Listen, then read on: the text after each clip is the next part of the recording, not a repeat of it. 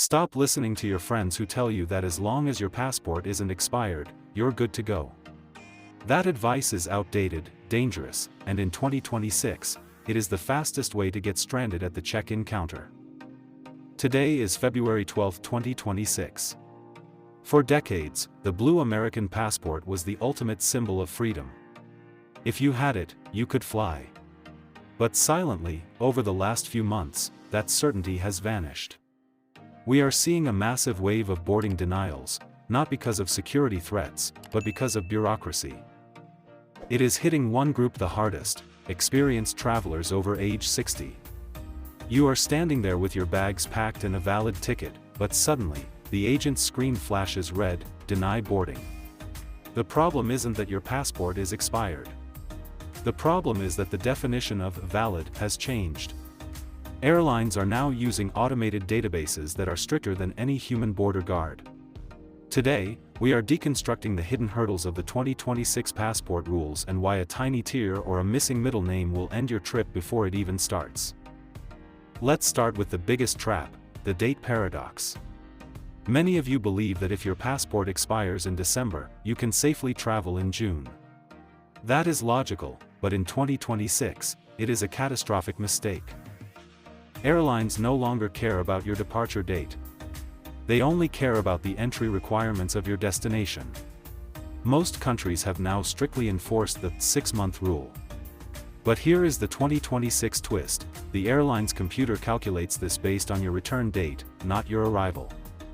If your passport expires even one day inside that 6-month window from the day you plan to come home, the system will automatically block your boarding pass.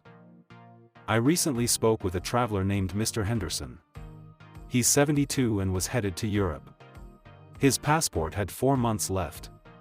He thought he was fine. He was turned away at the gate. My advice? Ignore the expiration date printed on your photo page.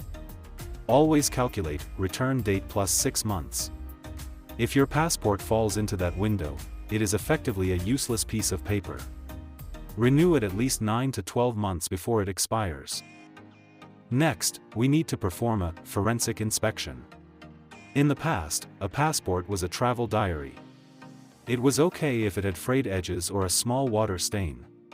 Those days are over. In 2026, your passport is treated as a high-precision biometric instrument. Any physical flaw is now classified as damage. We are seeing seniors being rejected for the following. First, tiny tears on the edge of any page. Second, the cover starting to peel or laminate lifting. Third, water waves. If your passport ever got damp and the pages are slightly wavy, it's considered compromised. Why are the airlines being so mean? Because if a border agent at your destination rejects your passport for damage, the airline is hit with a massive fine, often over $5,000, and they have to fly you back at their own expense. To avoid that risk, they will leave you at the gate if your pass isn't perfect. Look at your passport under a bright light today. If the photo has a scratch or the stitching is loose, you need a new one immediately. Then there is the middle name trap. In 2026, the tolerance for errors is 0.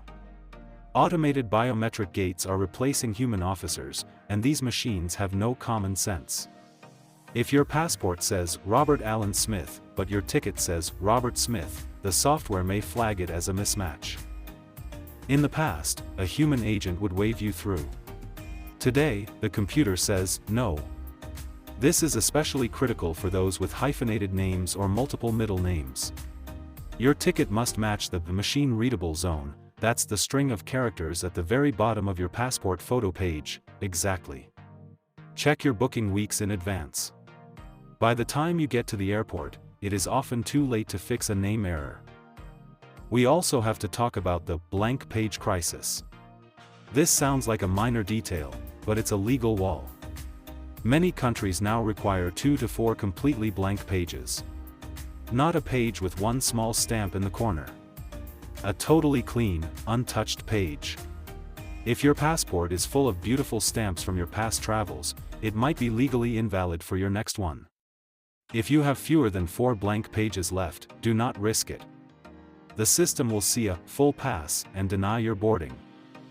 And for those of you considering an emergency passport or a temporary document if you lose yours, be very careful. In 2026, many popular destinations, including several in the Middle East and Asia, no longer accept temporary passports for tourist entry. Others will let you enter but won't let you transit through a second country. Always ask, does my destination accept a temporary document for a vacation? So, how do you fight back if an agent tries to deny you wrongly? You use the secret weapon. Airlines use a global database called TIMATIC. It is the absolute authority on entry rules. If an agent seems unsure or tells you that you can't fly, stay calm and say this exact sentence: could you please verify the specific entry requirements for my destination in TIMATIC? This tells the agent that you understand the system. It moves the conversation from an argument to a fact check. Usually, the agent will go to their terminal, check the database, and realize the mistake. It is the only way to override a human error at the counter. Traveling in 2026 requires a new level of care. Your passport is no longer just a book you throw in your bag. It is a high-stakes data set that must be flawless. Check the date, check the paper, and check the names. Don't let a tiny piece of torn paper end your dream vacation. I've put a 2026 passport health checklist in the description below. Print it out and use it today. And if you want to know about the new 2026 rules for medications at security, click on my next video right here. Subscribe to the Senior Flight Guide to stay ahead of the rules. I'll see you at the gate.